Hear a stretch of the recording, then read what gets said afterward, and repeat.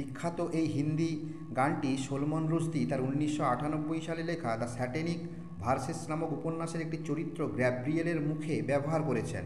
বিখ্যাত সাহিত্যিক মহেশ শ্বেতা দেবী 2006 সালের ফ্রাঙ্কফুর্ট বুক ফেয়ারের উদ্বোধনী ভাষণে এই গানটির কিছু লাইন উদ্ধৃত করেছিলেন।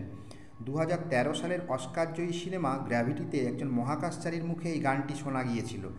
এই গানটির প্রকৃত গায়ক হলেন মুকেশ। কোন গানটির কথা বলা হলো? মেরা জুতা হ্যায় জাপানি, এ পাতলুন ইংলিস্তানি। হিন্দু পুরাণ মতে মনে করা হয় মৃত্যুর পর পৃথিবী ত্যাগ করে স্বর্গে যেতে হলে একটি নদী পেরিয়ে যেতে হয়। সেই নদী পারাপারকালে মানুষ তার সমস্ত কৃতকর্ম ভুলে যায়। গ্রিক পুরাণে এই নদীকেই লেথি বলা হয়েছে। হিন্দু পুরাণ মতে সেই নদীর নাম কি? বৈতরণী। রবি ঠাকুর নটীর পূজা নাটকে অভিনয় করেন। কোন চরিত্রে অভিনয় করেন? উপালি।